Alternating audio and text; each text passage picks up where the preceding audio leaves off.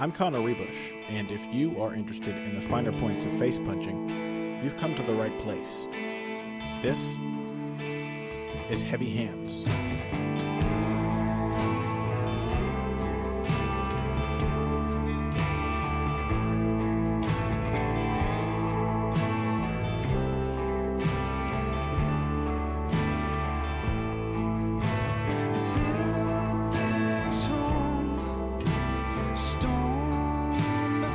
Hello and welcome to another episode of Heavy Hands. As always, I'm your host, Connor Rebush, and with me is Patrick Wyman. Boy, it seems like I've been saying this at the start of every single show lately, but we have a hell of a fight to talk to you about today. We're going to be talking about TJ Dillashaw, Dillashaw himself, defending his bantamweight title against the man who probably feels that he should still be wearing that belt around his waist, Dominick Cruz, who returns from yet another lengthy injury layoff after having punctuated his long time away from the octagon with a dominant 1-minute knockout win over Takeo Mizugaki last year, I guess. And it's a fascinating fight. A lot of people seem to feel that TJ Dillashaw has kind of bitten off the style of Dominick Cruz, and that maybe the old master is going to show him how this tricky stance-switching footwork is really done.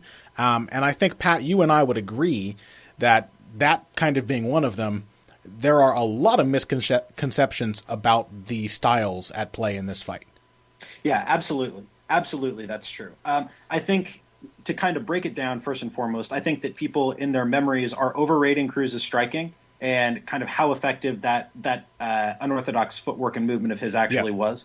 I think they're substantially underrating his wrestling game, how good a wrestler he is and how good a transitional fighter he is.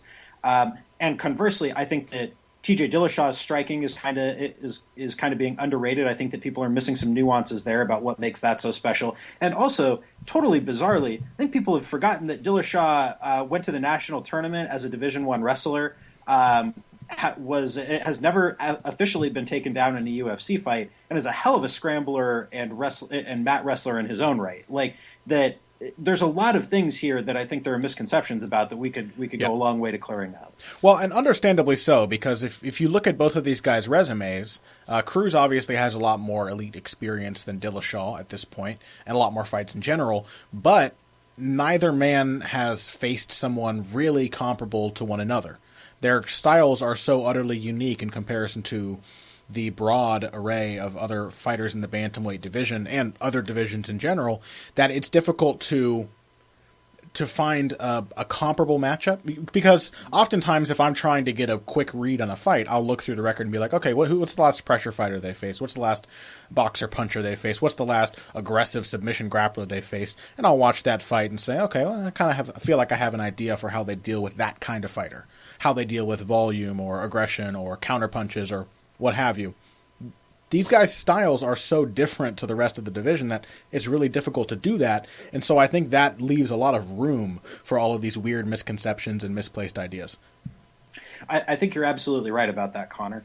I think it's the way that I would classify this matchup is as a generational clash. I think it's only in hindsight that we realize how special a lot of the things Dominick Cruz was doing all the way back in 2011 really are. Yeah. Like, you remember the turning point in the Joe Duffy-Dustin Poirier fight last week was when Duffy gets taken down, gets his back to the fence, starts to wall walk.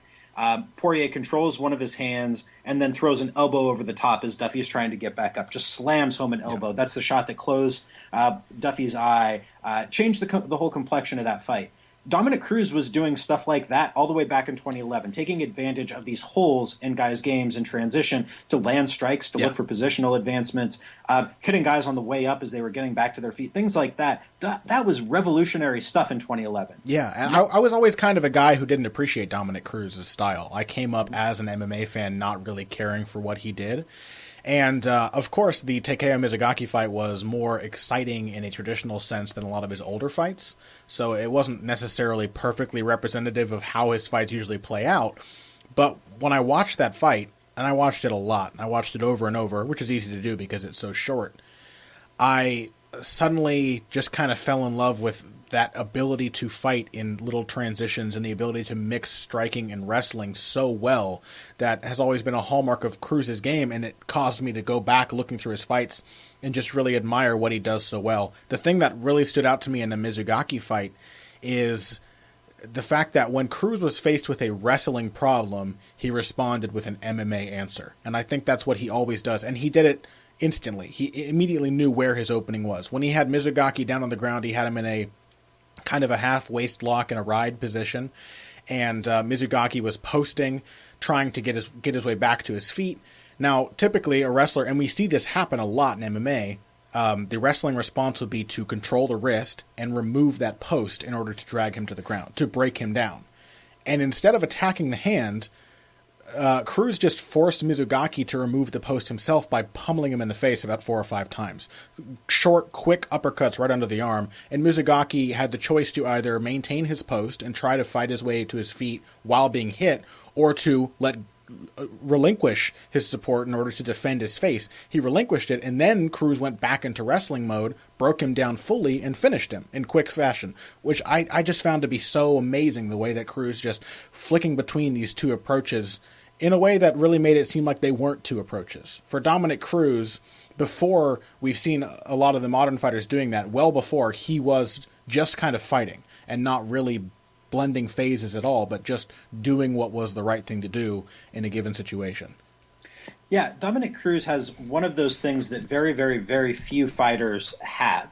Very few people in general, where they just make the right decisions under pressure. Yeah. That when you're presented with a list of possible things that you can do, you just pick the right option. This is a thing that you can identify in people. There are some guys who have it and some guys who don't. John Jones has it. I think more than anything else, that's what separates John Jones from his contemporaries. It's the ability to always make the right decision. Dominick Cruz always seems to make the right decision.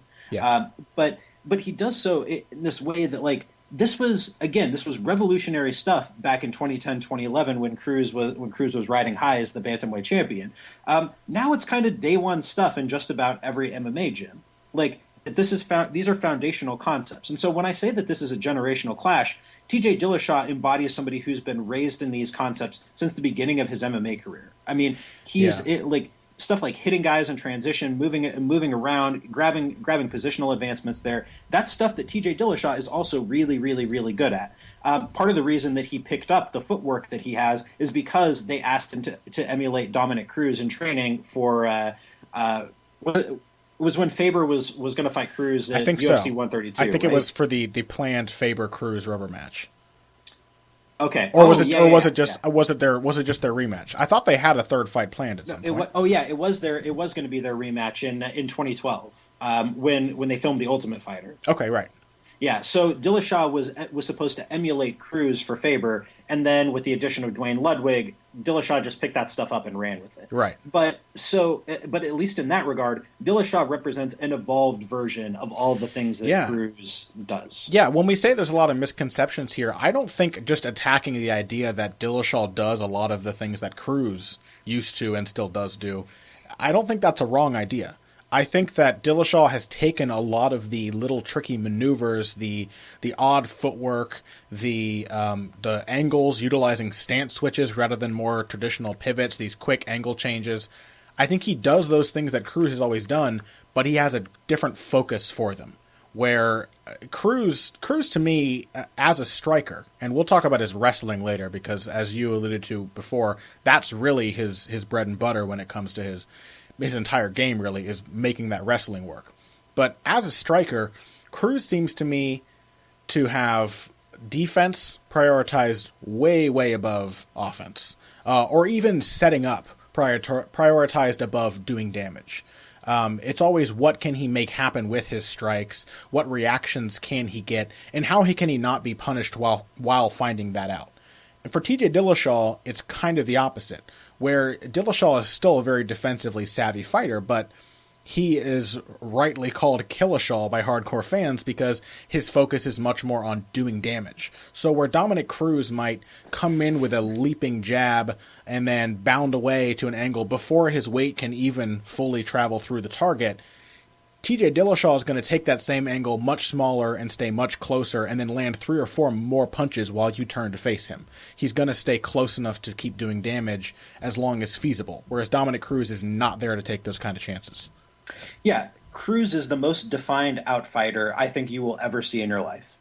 Yeah. Because I talked to him to break down the Alexander Gustafsson versus Daniel Cormier fight. The UFC makes their analysts available or not the UFC, Fox Sports makes its analysts available sometimes to do short interviews to talk about upcoming fight cards. So I did one of these things with Dominick Cruz, and I asked him a question about Alexander Gustafsson, and I said, do you think it would be good for Gustafsson to pick some spots to exchange with Cormier to remind him that he can't be pressured with impunity? And Cruz's answer to that suggested to me that he did not, that was not even a concept that would occur to him. Right. Like, why would you ever be in an exchange? Yeah, why would you ever be on equal footing with anybody?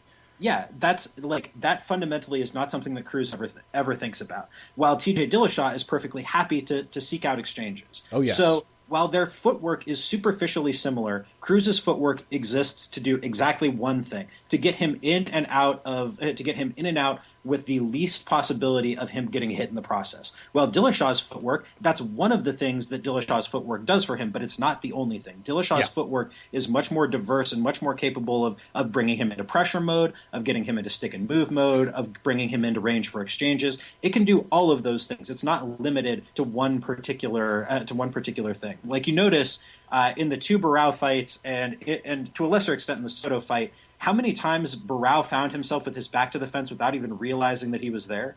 Yeah. Like, Dillashaw is not a pressure fighter, but his footwork can pressure when he wants it to. Mm-hmm.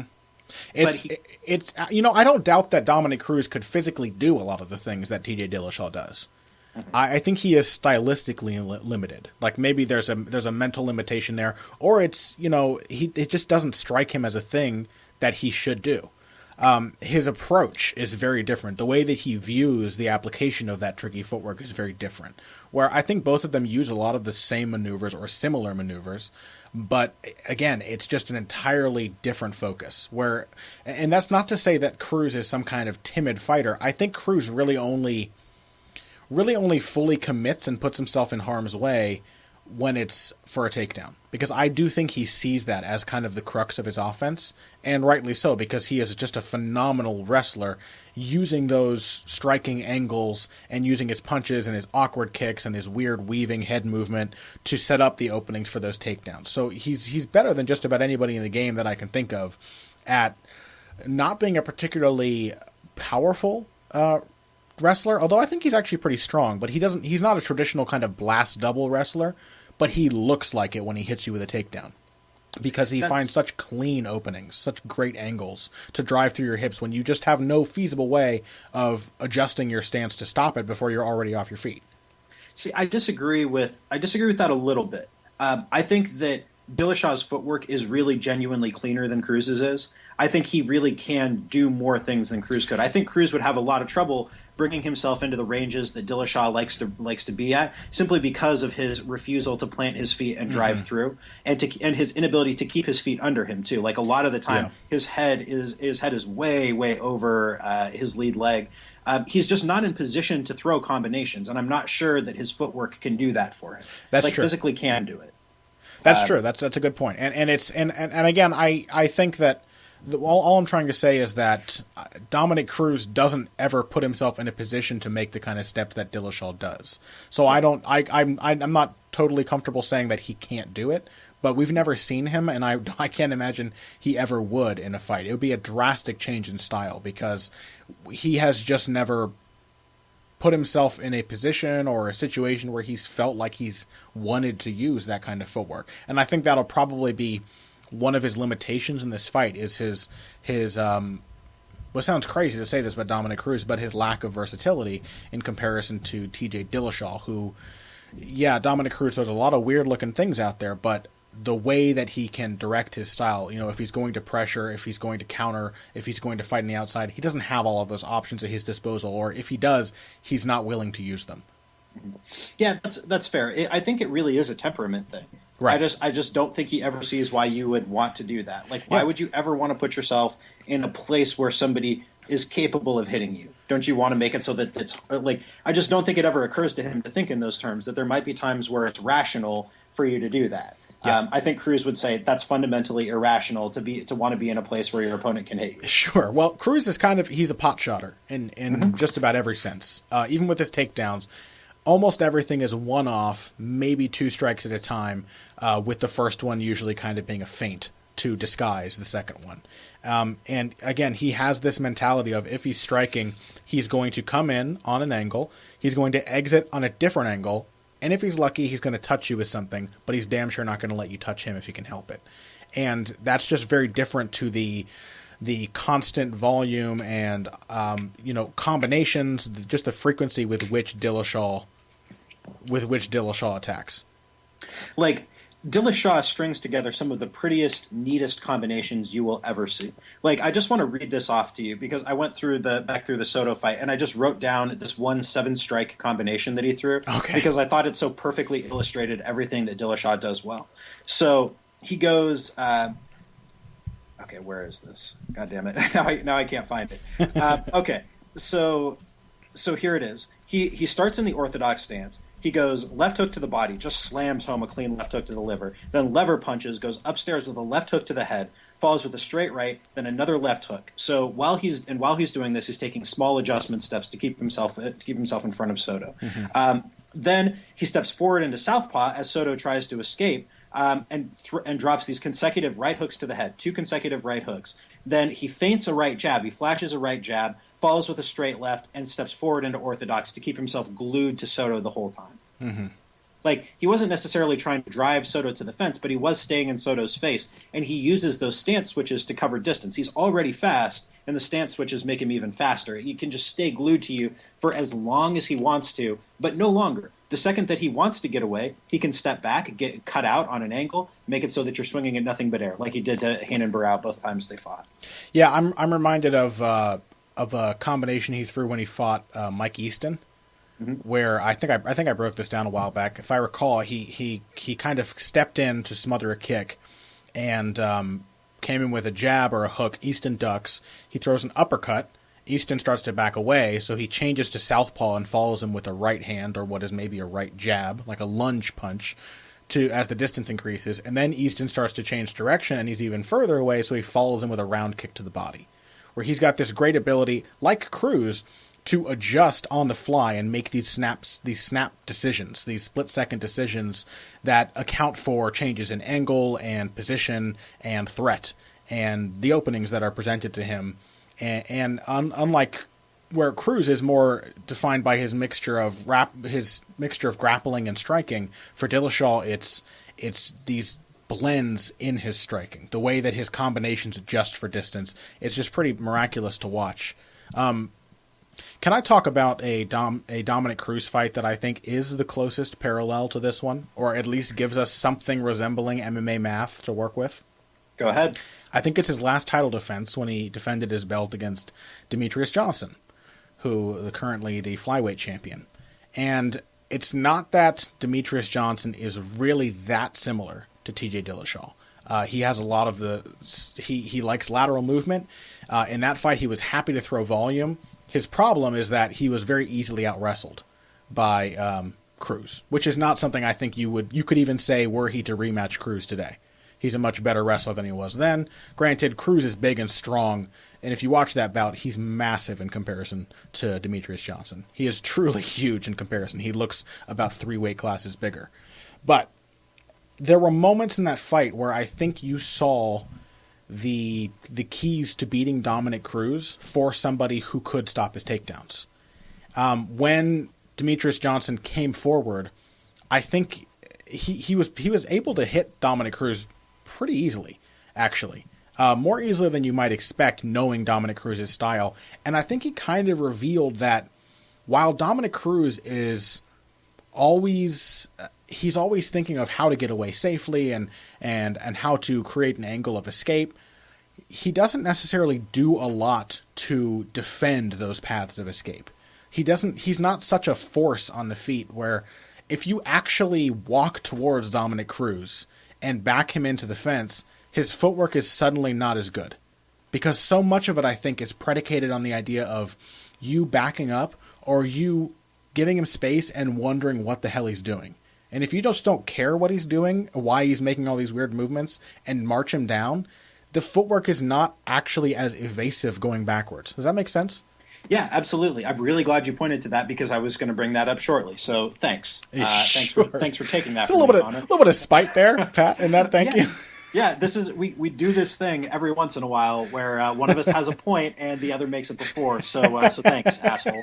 But yeah, no, I'm really glad you pointed to that fight because I think it points to exactly that. And Demetrius Johnson does do one thing that TJ Dillashaw does exactly the same way, where he throws shift punches as he moves forward, as he attacks. So, yeah, he's attacking on a straight line, which normally you would think would be kind of anathema. But the fact that he's switching stances as he's doing it allows him to cover distance so quickly that it forces his opponent to back straight up. There's no way really for you to cut an angle and get out. You're covering because your opponent's covering distance too fast. And that gave Dominick Cruz absolute fits. Cruz responded by being able to out-wrestle Johnson. So Cruz gets backed up to the fence, but then he ducks down, he hits a single, he eventually works a takedown, and that gets him out of trouble. But if you're TJ Dillashaw and you're probably not going to get taken down in that situation, or you're not going to get controlled in the clinch the way that Demetrius Johnson did, then you have a lot more options available to you. Dominick Cruz moving in straight lines is not an impressive Dominick Cruz because he's not actually that fast. He's reasonably fast. But he's not but he doesn't have absolutely elite speed. He looks faster than he actually is because of his command of timing and because of his command of timing. He always has space in which to move in most of his fights, and I think we may kind of see in this fight on Saturday that in many ways the game has passed Dominick Cruz by a little bit in his absence, because I don't think Cruz is going to find a lot of new up-and-coming fighters who are going to respect just the fact that he has an oddball style as much as old opponents did. It's kind of like the complaint that I had about a lot of Jackson Winklejohn fighters a while back.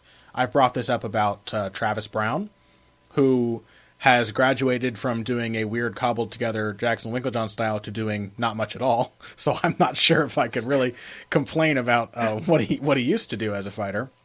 But this kind of idea... Carlos Condit does it in some ways too.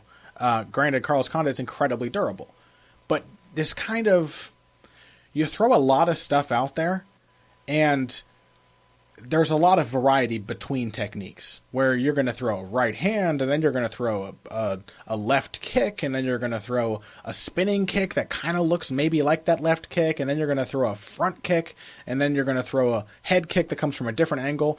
That's cool. All of these things are... If we were playing a game where I had to stand in front of you and guess what you were going to do next, you might be able to really catch me off guard. But the fact of the matter is I don't have to play that game as your opponent. I don't have to respect your desire to want enough space and time to string these techniques together one after the other. I can just collapse the distance and come towards you and interrupt your second strike before you get to do it. Or I can defend your first strike and immediately come after you. Or I can change the phase of the fight. I don't have to let you play your game. And for Cruz, I think a lot of what he has done for so long is fought fighters who were relatively low volume and relatively stupefied by what he was doing in the cage. Fighting Uriah Faber, who had a pretty competitive fight with him last time out and beat him the first time. Faber spent a lot of time just kind of wondering what Cruz was doing, watching him and trying to guess what his next move was. Do either of us think that TJ Dillashaw is going to wait around just because Dominick Cruz wants him to? Absolutely not. Doesn't seem likely. Not. It doesn't seem likely. Yeah, and I think that we learned some interesting things from that Faber fight too. We learned a lot of interesting things from the Faber fight and the Demetrius Johnson fight. The first is you can back Cruz up. If you commit to attacking and moving forward on it, and you use those stance shifts to cover ground more quickly, if your footwork is fundamentally sound, as Johnson's was even then, you can force him to move straight back, and when his back hits the fence, he doesn't have a whole lot going for him there.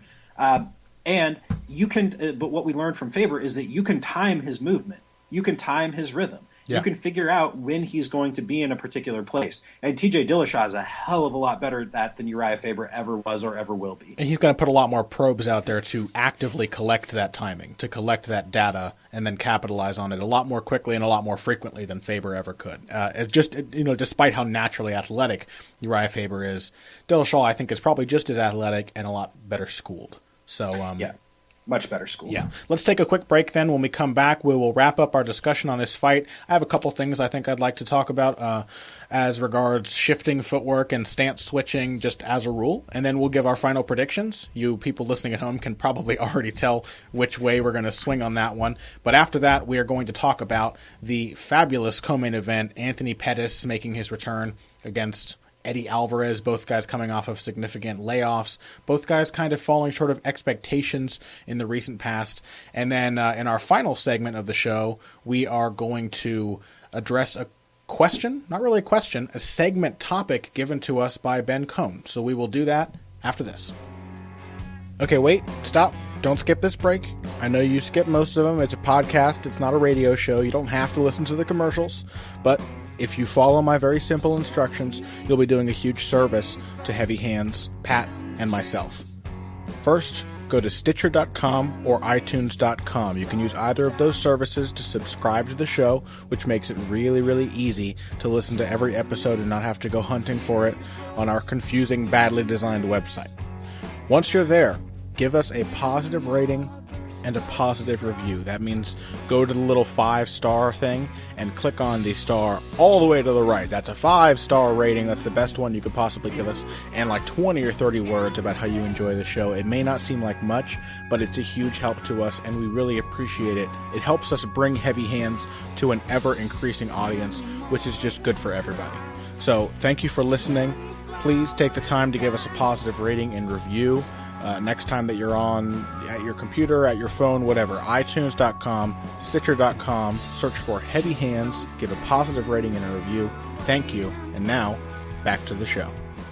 And we are back. Now, before we finish up our Dillashaw versus Cruz discussion, I want to thank 6 wonderful people who pledged to us on Patreon, pledging $5 or more, which is the threshold you have to meet in order to be thanked on the show.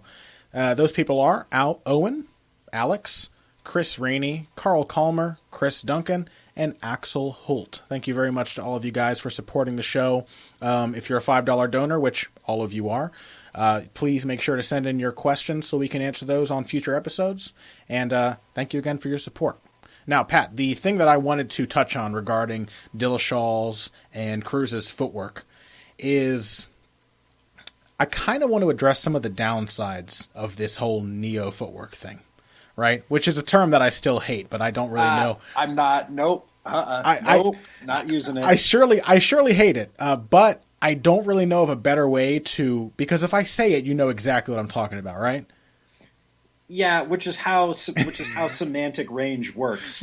But I'm not. But that's what makes it a useful term, as much as I dislike it. So we'll just say Cruz-esque, Dillashaw-esque, Mighty Mouse-esque, John Jones-esque, this sort of footwork that seems to be taking over the sport nowadays. The ethos of footwork in MMA is one where quick angle changes are made by switching stances, where stance switches are used mid-combination a lot to very rapidly cover distance, either moving forwards or backwards, as you touched on before, where there's just a lot of fluidity in the approach.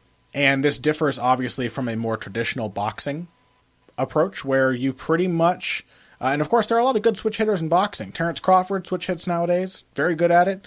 Roncis Barthélemy, great switch hitter. Marvin Hagler back in the day. Mike Tyson, there have been many great switch hitters.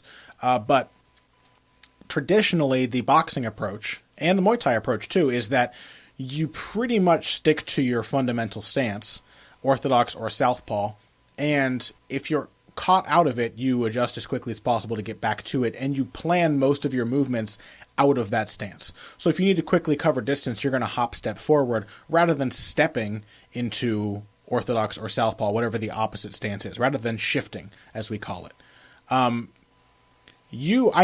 like this shifting footwork. I think you quite like it too. It's a lot of fun to watch and break down. It opens up a lot of possibilities that aren't necessarily there, but there are downsides to it. And I think it's kind of the trouble of what we're seeing so far is that I feel like a lot of analysts and fans alike don't really acknowledge that there are inherent flaws to this type of movement. Do you know what I mean?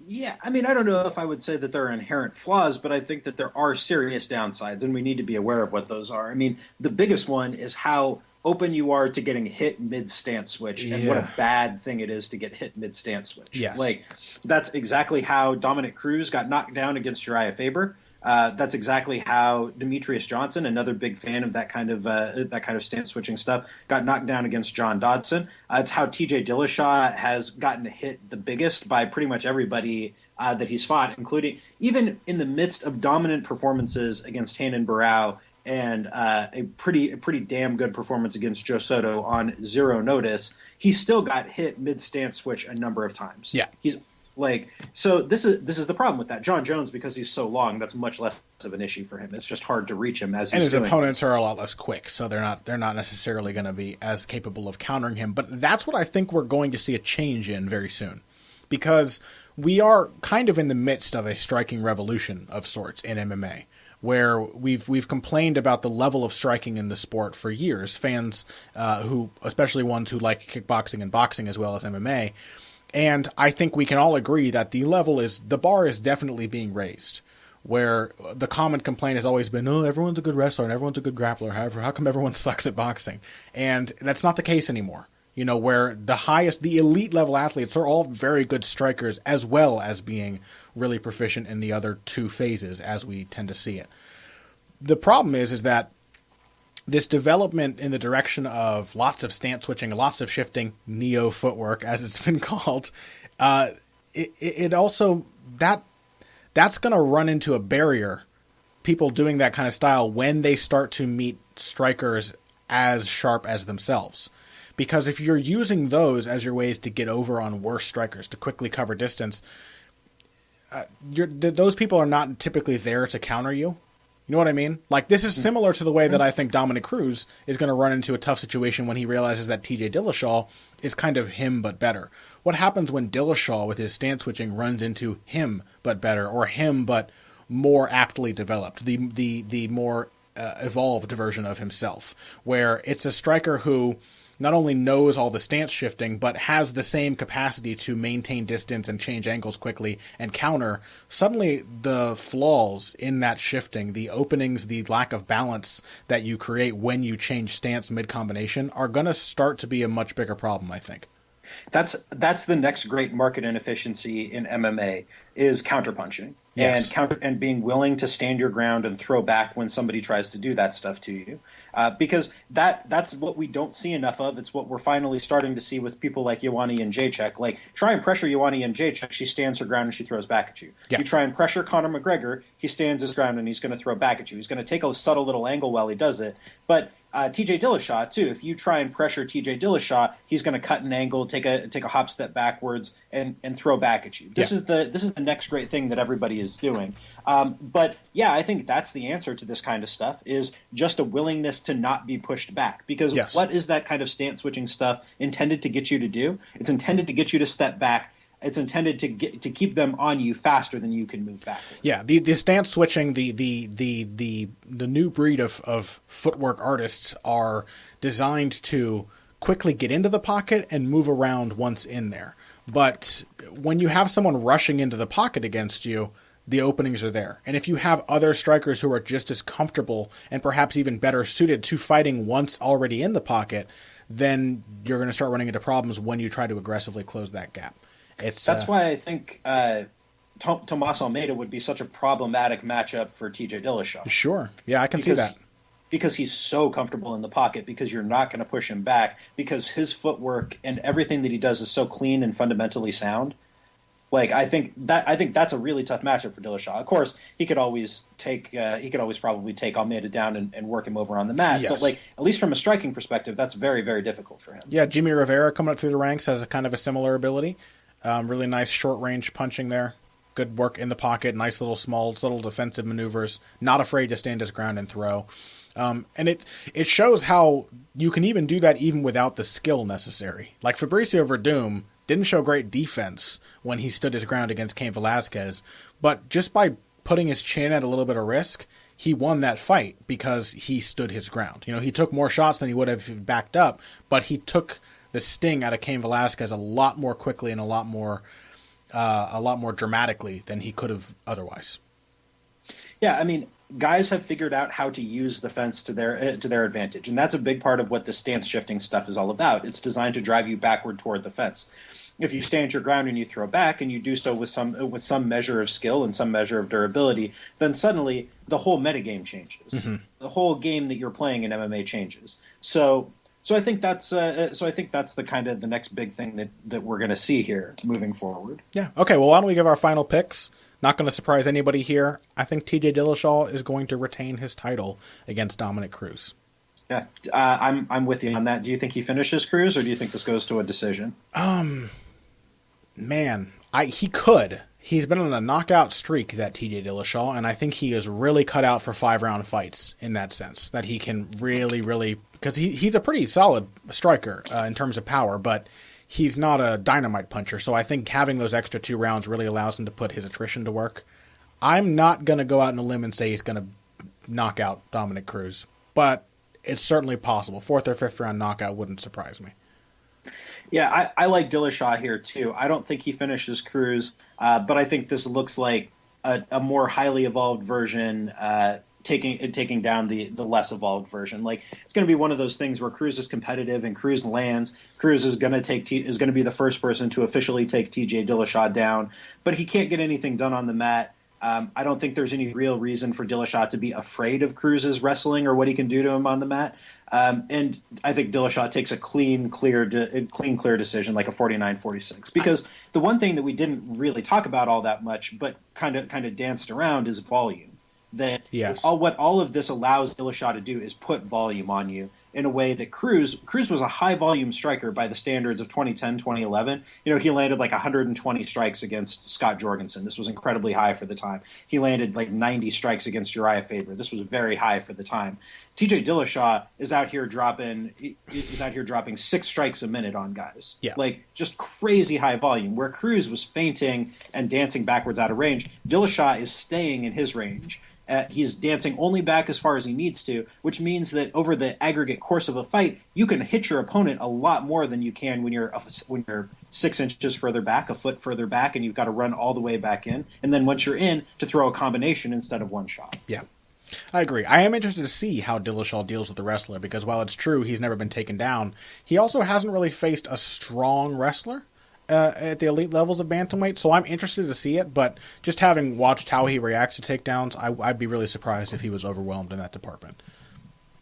I'd be shocked. So why don't we move on to the co-main event, because this is a hell of a good fight, a really interesting matchup in the lightweight division, I think both from a narrative perspective, because we have two kind of wayward fighters who had a lot of expectations. Eddie Alvarez coming over from Bellator as the Bellator champion at the time, and then kind of immediately falls short after what seemed to be a fight that was going his way against Donald Cerrone. He's been up and down since then.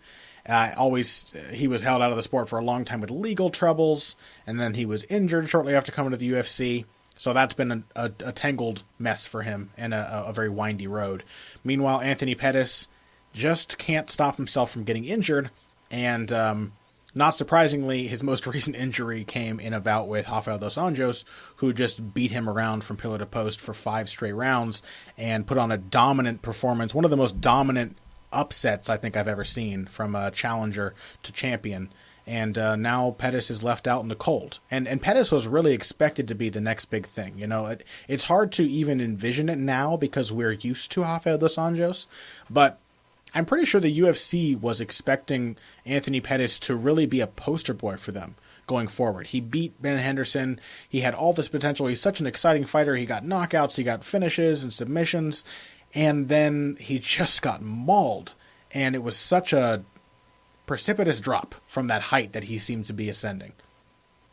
Yeah, I think people have forgotten how good Anthony Pettis is simply because Dos Anjos beat him so badly. Well, that's the thing, right? Because that fight revealed, leading into that matchup, I think we knew on some level that there were a lot of flaws in what Anthony Pettis did. But if you compare to him at the time he fought Ben Henderson, or Joe Lozon or Donald Cerrone to his early WEC days, it was really obvious how many changes he'd been making.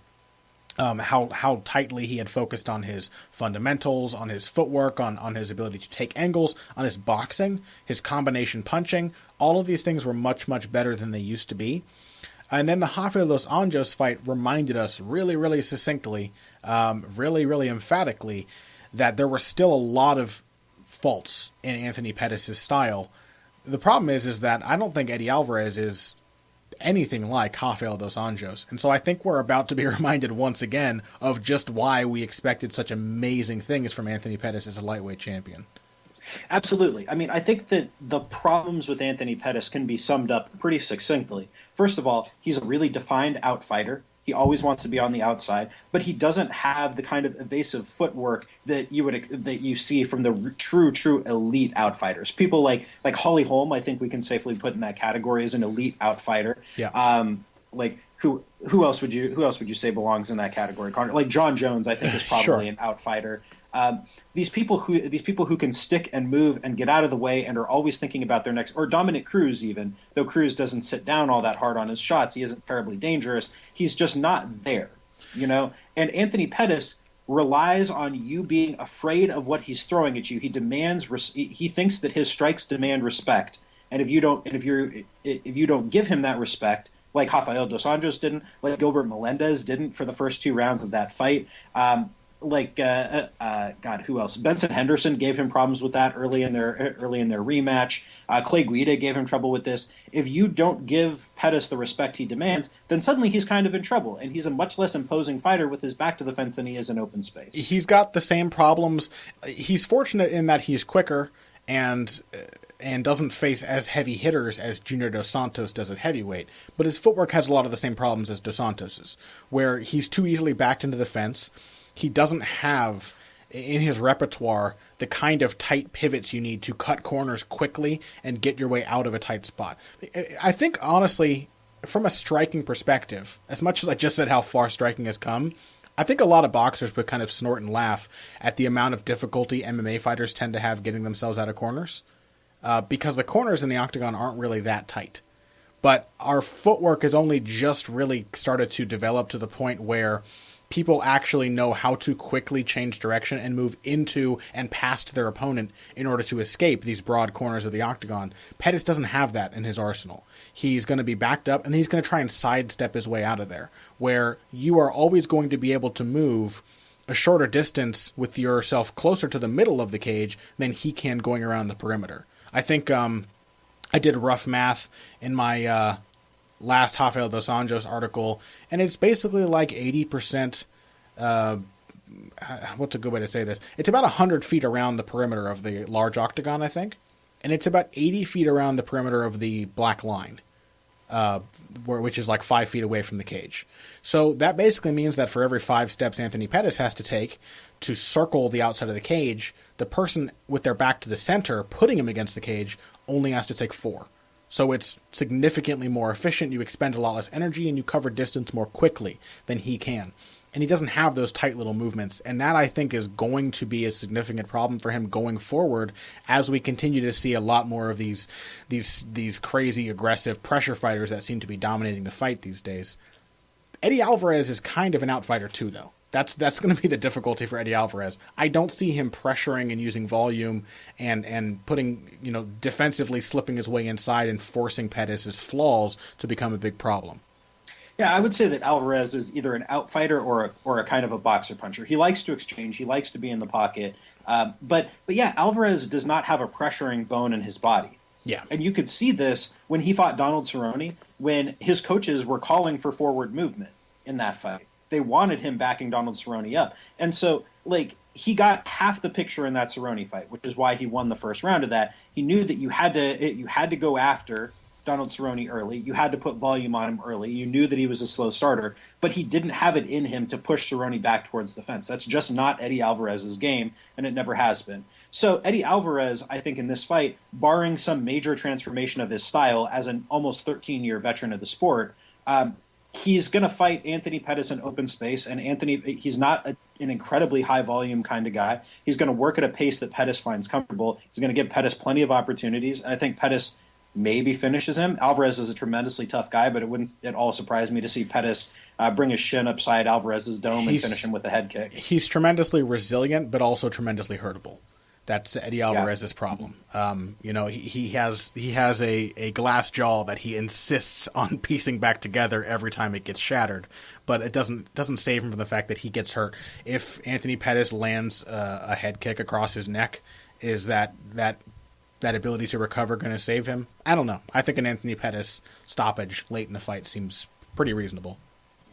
Yeah, I mean, Pettis, this is just one of those things where you always do the math with a guy as offensively dynamic as Anthony Pettis. Because, I was going to mention this earlier, but like you think about what makes Pettis who he is. I mean, what kind of the endemic flaws in his game are. So yeah, there's the footwork, there's the inability to master the space of the cage with tight movements, but also he's just an offensively focused fighter. Yeah. Like, I don't think that we point to that enough. He is not a defensive guy. He doesn't think in those terms. He wants to hurt his opponent, and that is good for him in some ways, and it's bad for him in others. You know, when he's fighting a conservative guy like Benson Henderson, like, he's going to put hurting on that guy. Yeah, you know, like we saw that both times he fought. But when he's fighting somebody who's a little more aggressive, a little more willing to get out there and get after him, that creates problems. I just don't think Alvarez is that guy. I'd say a lot more aggressive and a lot more willing. I mean, fortunately for Anthony Pettis, most people in the lightweight division, which is a deep division, but the vast majority of them are nothing like Rafael dos Anjos. They're not as well-rounded, they're not as aggressive, they're not as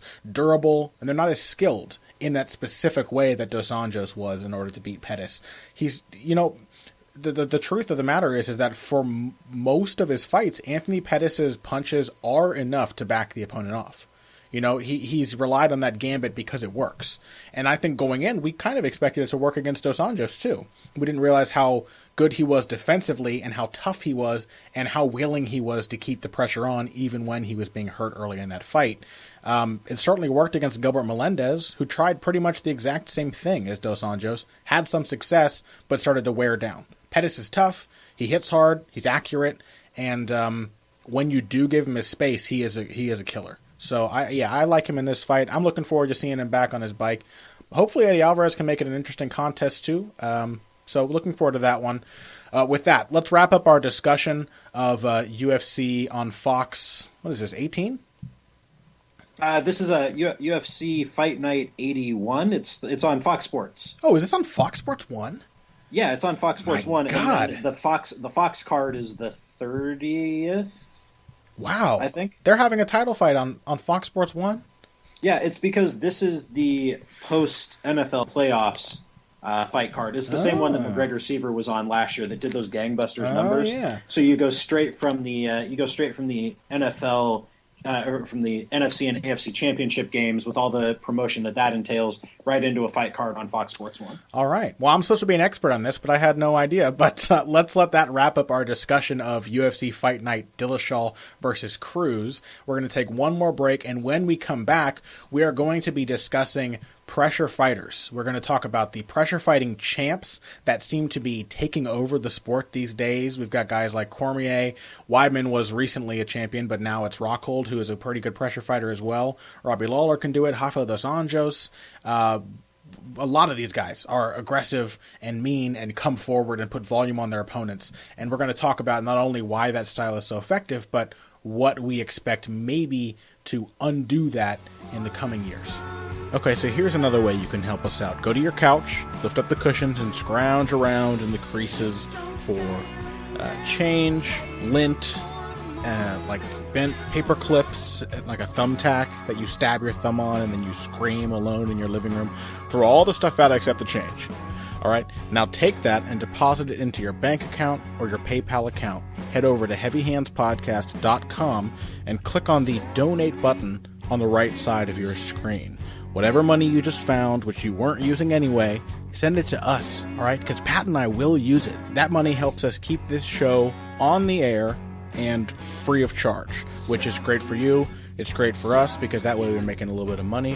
The donations are a huge deal for us. So please go to heavyhandspodcast.com. Any spare change that you might have lying around, hit the donate button on the right side of the screen and send it our way to help us keep this show live. Thanks. And now back to Heavy Hands. And we are back. This segment, we should note, is brought to us by Benjamin Cohn. Ben has pledged $20 to Heavy Hands on Patreon, and the reward for a $20 pledge is that you get to pick a topic of your choice for an entire segment. Not a mere heavy bag question with a 5-minute answer, but a full 20-minute block of discussion on the topic of your choice. And Ben's question, his prompt for this topic, is as follows. This weekend, this was, of course, he asked originally prior to, was that prior to Aldo McGregor?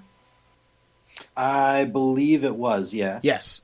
This weekend, he said, once again, we see a pressure fighter attempt to dethrone a long-reigning champ in Conor McGregor versus Jose Aldo. His question is, what style will dethrone the pressuring champs who have taken over? McGregor now belongs to that group. Cormier has really turned into more of a pressure fighter lately. Robbie Lawler can certainly do it, though questionably at times. Luke Rockhold, Chris Weidman, Rafael dos Anjos. We've got Anthony Johnson at light heavyweight. Not a champ, but still top fighter. It seems like pressure fighters are kind of the new breed. It seems to be kind of the vogue style right now in MMA, or the most effective style at the elite level, where these are the guys that come in and we're like, oh man, they're a force. They're just crushing everybody and destroying them. So why do you think that's so effective, Pat? And then later we'll talk about the ways to, what is the anathema of that pressure fighting style? Well, so I think it touches on a few things that we've discussed over the course of this podcast already. And the big one is what role the fence plays. Like, the fence is a much bigger barrier in MMA than the ropes are in boxing or kickboxing, because you can wrestle so much more effectively. You can't lean back over the cage the way you can over the ropes. The fence is a hard barrier. And I actually think the biggest problem is that you can't stick your foot out past it. Because in a boxing ring, not only can you lean back against it, but you can get your back foot under the bottom rope very easily and still have stability to your stance with your back touching the ropes. The cage goes from your upper back straight down to the floor. So you can't get your feet behind you if you're backed fully into the cage, which means you're going to be a lot easier to hurt and a lot easier to take down. This is exactly true. It is impossible to overstate, literally impossible to overstate how important the fence is to MMA and what a massive difference there is between MMA in a cage and MMA in a ring. Yeah. This is the fundamental difference. It comes into play in absolutely everything that happens in MMA, from striking to clinch fighting to wrestling to grappling to the transitions. All of these things are affected in meaningful, distinct ways by the fence. So if a pressure fighter is somebody who always wants to have their opponent backing up toward the fence, that becomes there's a fundamental reason that's baked into MMA why that's so effective. Yes. Now, I think the other reason why pressure fighting is so effective and so in vogue right now is because the quality of pressure footwork is much better than the quality of defensive, evasive footwork. Absolutely. Yeah, that's the point I was going to bring up. So goddamn you, Pat, for taking away my main point now. You run with it. I fully agree. I think pressuring footwork has come a long way, and really there are a couple maneuvers that are essential to pressuring footwork. Of course, you have to know when and how to use them, but you have to be able to sidestep effectively in order to move sideways. You have to be able to step forward diagonally and attack at the same time in order to move laterally and forward at the same time. I said same time twice in a row. But you have to be able to cover distance both forward and to the side at once while attacking. And you have to be able to pivot on your back foot in order to control the center of the cage, the center of the octagon, without revealing it to your opponent. Because if you pivot on your front foot only, then this is hard to illustrate without a visual example, but a front foot pivot, you're turning your back away from the cage and suddenly away from the center and suddenly facing one of the walls of the cage. You allow an avenue of escape. If your back foot stays where it is and your front foot pretty much just circles around it, you turn your body without ever taking your control of the center away. And these things are really happening a lot in MMA, as well as the shifting footwork, which allows people to change stances and cover distances really quickly, which makes it easier to control what is a relatively large surface area in the octagon compared to a boxing ring. And kind of along with the fact that fence is such a goddamn tough barrier to have your back against, makes it such an effective style comparative to boxing. Because most of the great boxers today are not pressure fighters. Most of the ones we think of are not pressure fighters. Most of them are boxers, like outfighters or counterpunchers or boxer punchers. There aren't a lot of really great pressure fighters in boxing history, recent boxing history in particular. Yeah, I mean, I think boxing has gone to a place where pressuring is one necessary skill set that guys have. But you see many fewer pressure fighters than guys who can pressure when they want to. Sure. There aren't a lot of Julio Cesar Chavez's or Aaron Pryor's or Sandy Sadler's or George Foreman's around today that I can think of. Yeah, and I mean, I think that so like Canelo can pressure. Sure. Miguel Cotto can pressure. Gennady Golovkin, I think we all mistook him for a pressure fighter, but really he's a boxer puncher who happens to be really good at pressuring. Sure. There's Roman Gonzalez, though. Yeah, but I think Gonzalez is more of a boxer puncher too, who with a strong defined preference for pressuring. Yeah.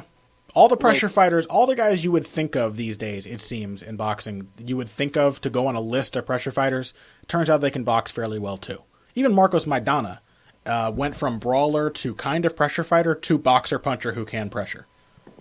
Yeah, because now compare that with MMA, where you have like Matt Brown is a defined pressure fighter. Like that is what he is. Cain Velasquez is a defined pressure fighter. And you have guys like Daniel Cormier who are going from kind of outfighters or boxer punchers into pressure fighters. I think because that's kind of what the sport demands from them in a particular way. Like Anthony Johnson was always aggressive, but I wouldn't have called him a pressure fighter. Mm-hmm. And now I think he is very clearly an aggressive counterpuncher or a pressure fighter, somebody like that. I talked a little bit about this to Greg Jackson, a trainer of, it seems to me, mostly outfighters, about this, and he's like, there are a lot of different kinds of pressure fighters in MMA today, but I think he agreed that it was becoming a more popular kind of thing, simply because the space of the cage it's so big. Like you mentioned this, Connor, but think about how big it is. The average boxing ring is like 625 square feet. Like that's as big as a boxing ring is going to get. Mm-hmm. Whereas the octagon, I think, is 1,040 square feet. I'm gonna look this up real quick just so I can be absolutely sure. The average boxing ring is about 20 feet, so that would be a 400 square foot area for a boxing ring. Yeah. Okay. So the octagon is 750 square feet. It's a significant difference. Yeah. So you're talking about a difference of 300 square feet. That is a lot of room to move around, especially for smaller fighters. And as I said, broader, more obtuse corners. It's less easy to cut off the path out of a corner. In fact, most times when somebody gets cornered, as we would call it in MMA, they're actually trapped against one of the flat surfaces of the cage, not actually trapped, because the corners don't really have that much of an effect, I don't think. No, there are some ways in which they actually help you because of the way you can spin somebody into that side. They create more angles for escape than they do to be trapped, I would say. Sure, yeah. If you turn somebody, then you suddenly have a much wider area to your back than you would if it was just another flat surface. Yeah, exactly. So, I mean, okay, so how do you combat this? What's the next evolution? What's the how do we get past these pressure fighting champions? Well, you kind of alluded to it earlier in the show. In fact, you didn't allude. I think you directly said it. I think the state of counterpunching is going to have to get better.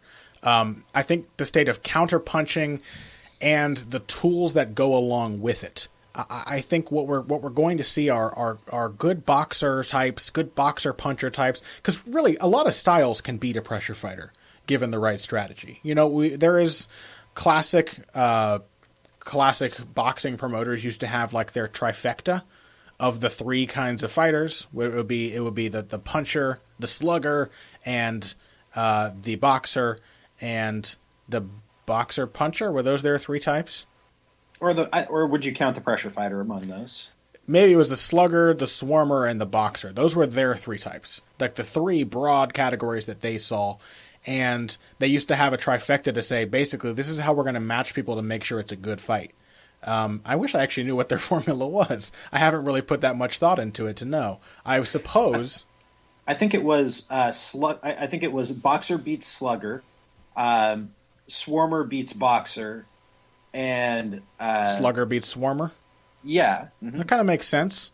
And But what the thing there is I don't think a boxer is always, a pure outfighter is always the best person to beat a pressure fighter. If you're really, really determined to stay away, you have to learn some skills that kind of seem counterintuitive to your preferences. And you have to be able to plant your feet.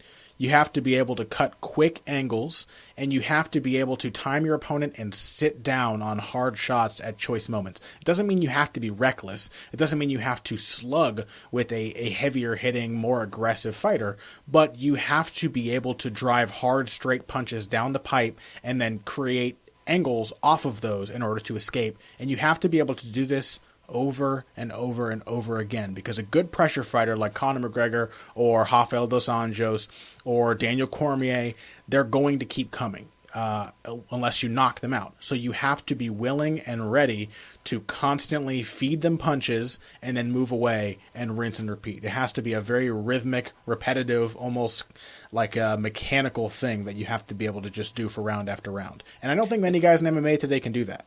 Yeah, I think that Holly Holm can do it. I think she's one of the very few fighters who has the patience to do that, who has the skill sets necessary to do it, and who has it seems now, at least if the fight with Ronda Rousey is anything to go by, has the pop to make you back off and think. Enough pop. I think really it's more about timing than anything. You have to be able to sit down on him, yes, but even a relatively ineffectual puncher like Holly Holm, you just have to be able to time the person and let them run into your shot, and that's what's going to... Now, I don't know if Holly Holm would be able to do it so well against a more defensively savvy pressure fighter, but fortunately for Holly, I don't think one exists at women's bantamweight right now. No, she's probably safe. I think Miesha Tate is gonna test her patience. Oh yeah, yeah. So assuming that fight happens, as I think it's all but said and done, that's going to go down on March 5th at UFC 197. I'm interested to see whether Holly has the patience to do that for presumably all 5 rounds against Miesha Tate. But yeah, I mean, I think the style to defeat. The best style to defeat a pressure fighter isn't an outfighter; it's a boxer puncher, right? Sure. It's somebody who can fill up the space at range, who has the footwork to stick and move when necessary, but has the ballsiness necessary to plant your feet and throw back when that pressure fighter comes at you. Like what Johnny Hendricks did to Matt Brown is a really good, clear example of how that can happen. So you don't let them push you back. You plant your feet in the middle of the cage and throw when they try and come at you, or you hit reactive takedowns. That's a thing that you can do in MMA that you can't really do that you can't do in any other combat sport when you're faced with a pressure fighter. Sure, you can get a pressure fighter to overextend and then just shoot in on them. It happened momentarily for Holly Holm, much to the surprise of many, and it happened for Alexander Gustafsson against Daniel Cormier. 2 fights where people who weren't even the better grapplers on paper used their sort of distance management and sense of timing to just take the pressure fighters off balance, because that's the biggest flaw with pressure fighting and why I think it took so long to come about as a popular style in MMA, is that you are always going to be more susceptible to being hurt or knocked off balance if you're aggressively moving forward. And so those openings are there. You know, there's nothing you can do to completely take away that fault in the approach. So that's going to be there for fighters. I think really the best example we have available to us right now is a fight that will be coming up hopefully very soon. Rematch is John Jones. John Jones will be fighting Daniel Cormier. Cormier is going to pressure Jones again, I presume, because that's the way he's been fighting at light heavyweight. And John Jones is a pretty defined outfighter, maybe becoming a little more of a boxer-puncher type, adding to his power and his willingness to slug it out in the clinch at times. And in the first round of his fight against Daniel Cormier, it was close. Cormier was relentless and he kept coming, but all the moments where Jones would just stand his ground and step in and slam a hard body shot or a hard knee and then spin Cormier to get his back away from the fence, those are the kind of moments you're looking for as someone trying to defeat a really aggressive pressure fighter, a swarmer, somebody who's going to stay in your face at all times, is to make their desire also kind of be their worst nightmare. You want their desire to close the distance to be the very thing that undoes them. Yeah, I'm with all of that. I'm absolutely with all of that. Do you want to, let's take a quick look through the ranked fighters in each division, and we can maybe try and guess if there are any fighters coming up who might present an interesting style matchup for these champions. I think John Jones is probably going to take his belt back from Daniel Cormier, though it may be a little more competitive than last time, because I think Cormier is a better pressure fighter now than he was then. I think he is, but like let's start with that one. But like honestly, I don't think that Cormier is going to beat him. I think that Jones is going to be in better shape. He's a lot bigger. I think he's going to be hitting a lot harder than he was the first time around. And Cormier at his age with time counting down on him, I think he's going to have even more trouble than he did the first time. I think Jones is just getting better, and Cormier may not necessarily be. Yeah, I probably agree with that. I mean, I certainly don't think he's going to win, but I do think that Cormier will be an interestingly different test from last time. At flyweight, Demetrius Johnson probably not going to be dethroned anytime soon. Henry Cejudo, I don't think has the style to beat him. He is not that kind of a fighter. Maybe. He can box with him a bit, and he will sit down on combinations, but he just doesn't have the depth of skill in that area to make it happen, I don't think. Yeah, I'm not terribly confident that there's anybody at that weight class that's going to beat Demetrius Johnson. Conor McGregor, is there anybody with the style that we just described to challenge Conor McGregor at featherweight? I mean, my pick for the guy to beat Conor McGregor at featherweight is currently on the shelf with an injury. I think Mirsad Bektic could be that guy. I think he can develop the depth of skill necessary on the feet. I think he's got the wrestling and top control game to give McGregor fits.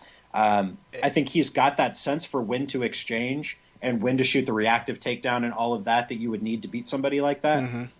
Well, if we're looking for versatile boxer punchers with counter-punching skill, I think Max Holloway is actually an interesting option there as well. Yeah, I'm with that too. Yeah, absolutely. Rafael dos Anjos at lightweight?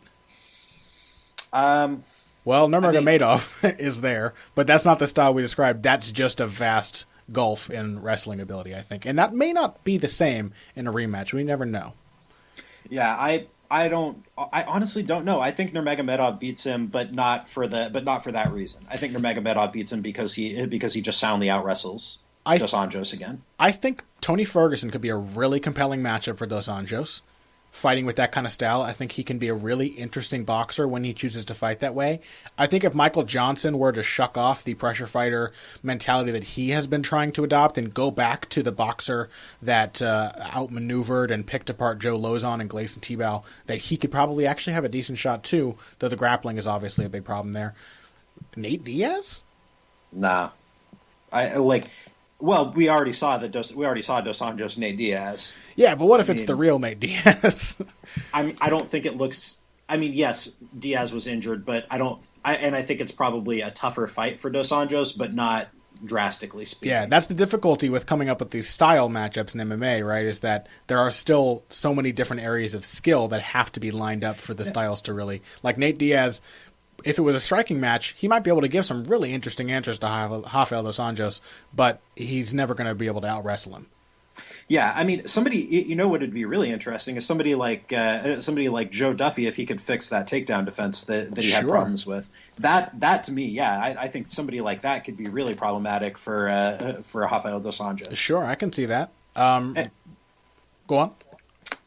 But yeah, I mean we'd be looking a couple of years down the road there, and chances are Rafael dos Anjos drops off before then.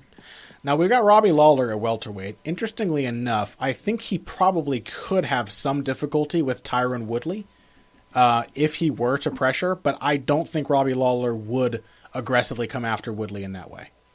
No, I think he would let Woodley come to him and just pick him apart with counters. Yeah. And he's not really. I don't think Robbie Lawler's really a defined pressure fighter. I think he's really a boxer puncher. Yeah, I think Robbie. I think Robbie edges closer to being a counter puncher than he does a pressure fighter. Sure, yeah. Luke Rockhold at middleweight. Rockhold is another really versatile guy. He likes to pressure. He likes to be moving forward. But he is perfectly comfortable planting his feet and throwing a counter, hitting that backstepping right hook that he likes. I think Rockhold is the kind of guy that we're talking about as a prototype of somebody who has at least some answers for how you beat a pressure fighter. Sure, yeah, actually, that's a really good point. He had to bring some of those to heel against Chris Weidman. Daniel Cormier, we already covered that with John Jones. At heavyweight, Verdum, not really a pressure fighter either, so he doesn't really fit into that. And really, we kind of saw Verdum show some of these skills when he upset Cain Velasquez. So maybe we'll see a repeat of that in their rematch. We just saw Holly Holm do what we just described to Ronda Rousey, and we'll maybe see the same thing in a different flavor happen against Miesha Tate. What about one of our favorite pressure fighters, Ioane Jędrzejczyk at women's strawweight? See, do you think she's a pressure fighter, though? I think she's a boxer puncher. I think she's a pressure fighter. I think she's like Aaron Pryor. Or like Julio Cesar Chavez, where, like, given a difficult opponent that she cannot run over, she will box to adapt. But I think that the moment you show a sign of weakness, she is fully swarming and constantly applying pressure. But she's riding a line there. She pressures really well. We saw that in her Carla Esparza fight, Jessica Penne fight. Definitely looked like a boxer puncher in that fight with Valerie Letourneau. Yeah. And she has been more in Muay Thai. I think mostly what we've seen of MMA in Jędrzejczyk has been pressure fighting as a champion, but that seems to be a pretty recent development for her, and so we don't know really yet if that's something she's going to try to do full-time or if it was just an adaptation for those two opponents. Yeah, because I think with Ioane Jędrzejczyk, we come across the same problem we get when we describe Conor McGregor as a pressure fighter, where pressuring is something that they can do, and it's something they can do really well, but that is far from the only tool in their toolbox. You know, like against Rafael dos Anjos, assuming this fight does go down as planned, I think Conor McGregor would be perfectly happy to play stick and move boxer puncher. You think so?